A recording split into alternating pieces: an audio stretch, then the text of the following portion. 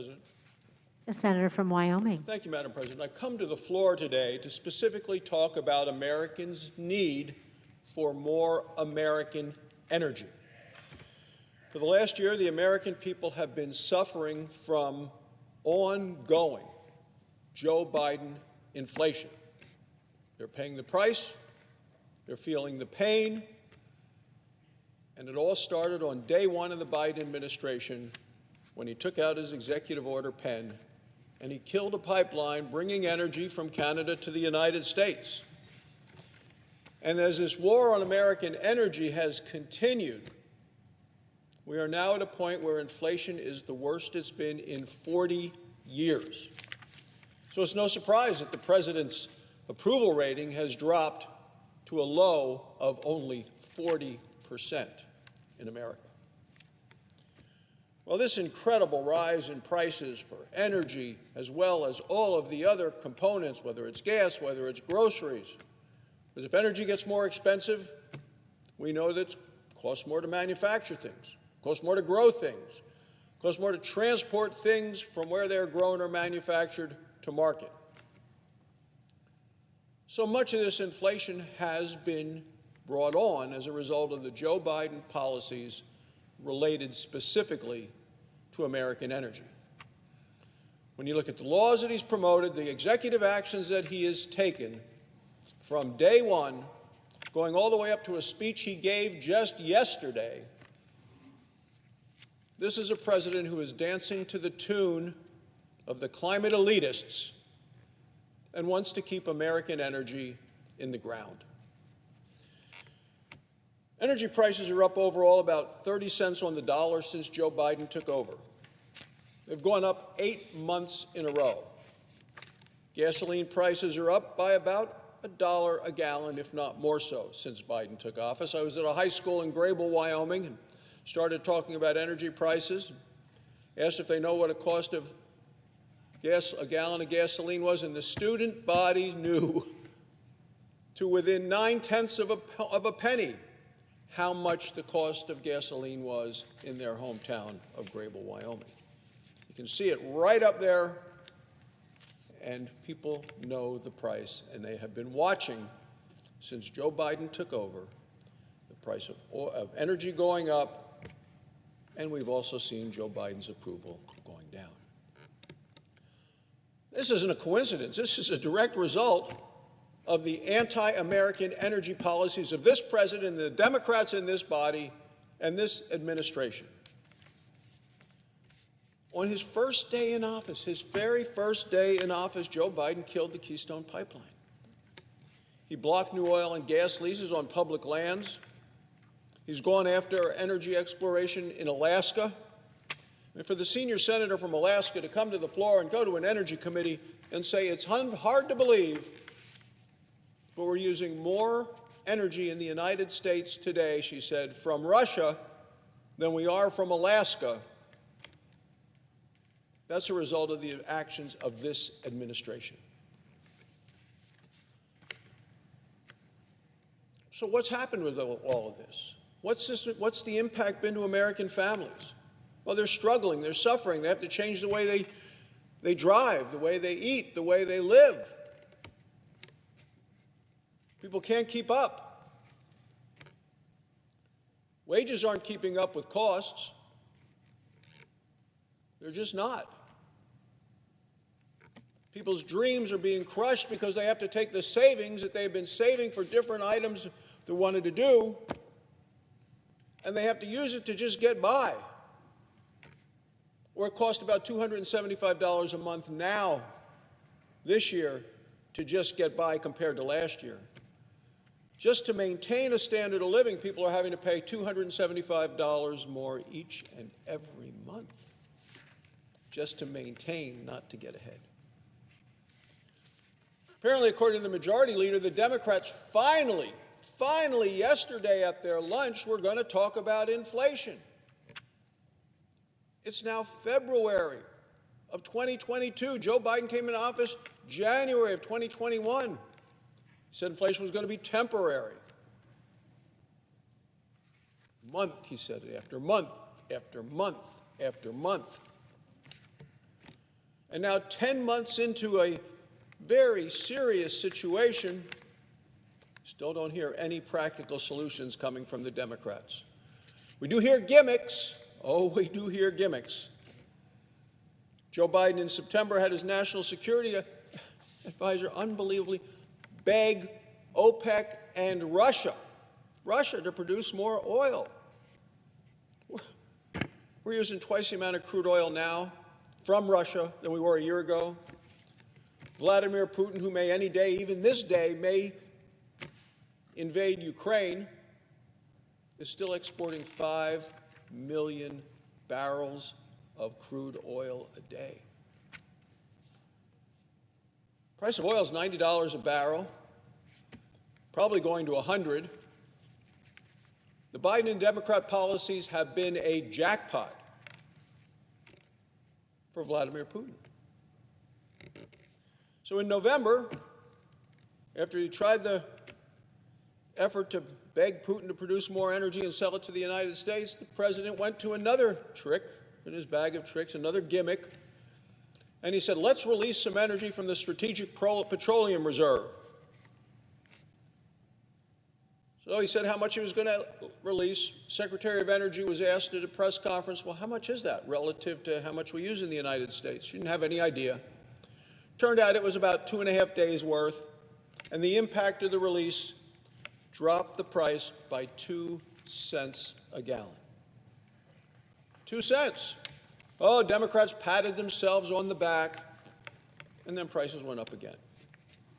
Complete failure. Now prices are expected to go even higher. As I said, maybe $100 a barrel soon.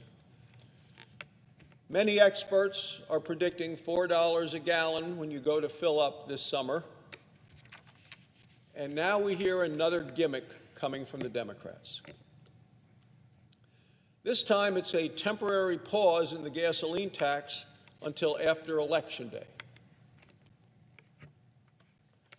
So the New York Times had a story about it today. Democrats, with an eye on midterms, search for ways to bring down rising prices.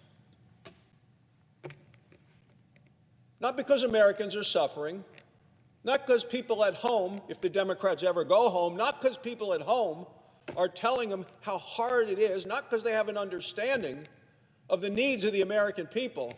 Nope, none of those reasons. The Democrats, with an eye on the midterms, have introduced this legislation. You look at the list of the co-sponsors, and it's interesting that so many of them are people who are listed as vulnerable come the elections in November. This might be the gimmick to end all gimmicks. Suspending the gas tax. Oh, and by the way, bringing it back right after the election. It's all election driven. Going to need less energy after Election Day? Going to need more expensive energy after Election Day? That's what we get. I found it interesting to see one Democrat stand up and comment on this. It's Larry Summers. He was an economic advisor and secretary, cabinet member, worked in both the Clinton and the Obama administrations. What did he call it? Short-sighted, ineffective, goofy, and gimmicky. Thank you, Larry Summers, for pointing out to the Democrats in this body what the American people already see. Your efforts are short-sighted, ineffective, goofy, and gimmicky. Of course, the gas tax is the way that we pay in this country for roads and bridges. If the gas tax went away today, the American people and those kids in the high school in Grable who can do the math, who know that the gas tax is 18 cents a gallon, federal gas tax, know that the increase in the cost of gasoline of what they're paying at the pump is still about $1 a gallon higher today than it was the day Joe Biden became president of the United States.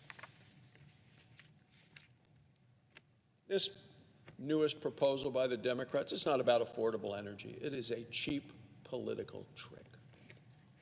Might sound good in a press release, The kids in Grable, Wyoming, know it's not going to help them.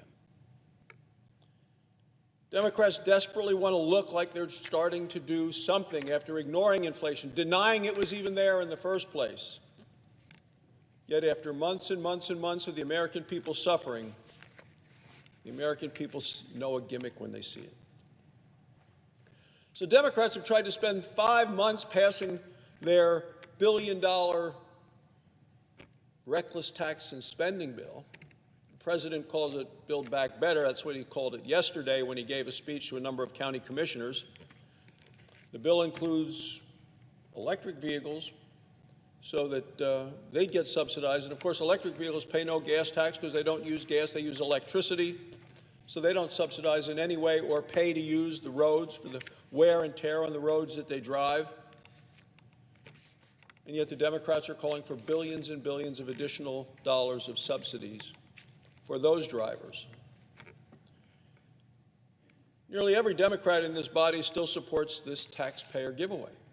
Nearly every Democrat in the Senate still supports Joe Biden's war on American energy.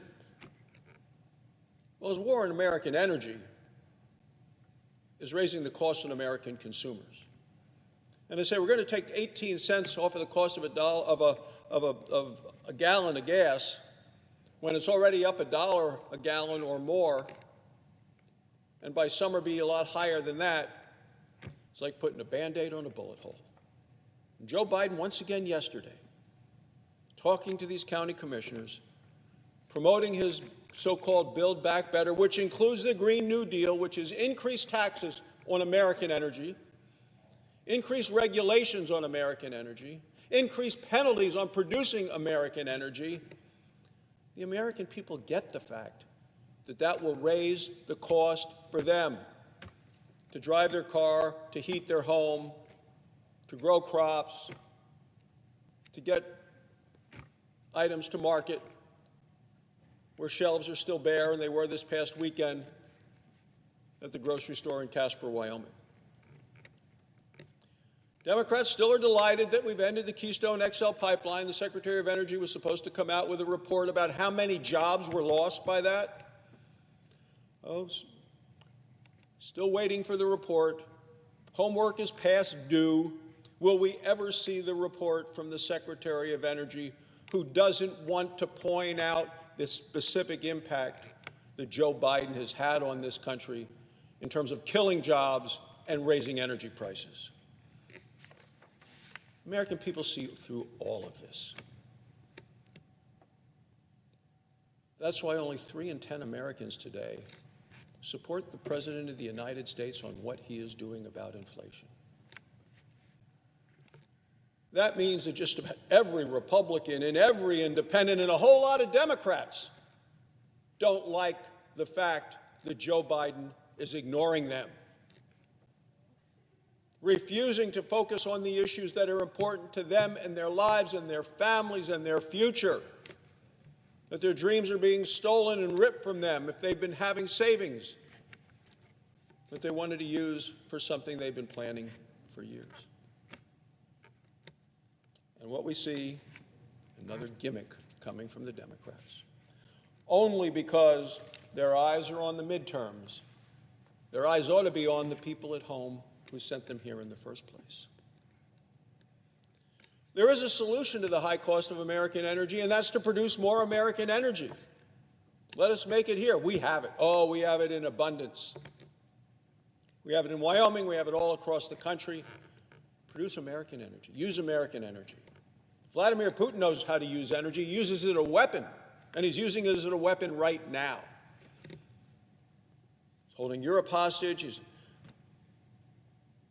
Germany has fallen into his trap with Nord Stream 2. He knows how to use energy. We have been in the United States an energy superpower. We have the capacity to do it. We've gone from energy dependence to energy independence to energy dominance. We need to return to the day when we're using American energy. We are much better as a country and safer as a country and stronger as a country if we sell energy from the United States to our friends rather than follow the Joe Biden route of begging Vladimir Putin to sell some of his energy to us. That weakens America, it weakens us, it weakens our future. Madam President, we have the resources here in America. We have the know-how. We have the individuals wanting to work, producing American energy. We need an administration which will allow us to do so. And we don't have that with the leadership in the White House and in the majority party in the House and the Senate right now. Thank you, Madam President. I yield the floor.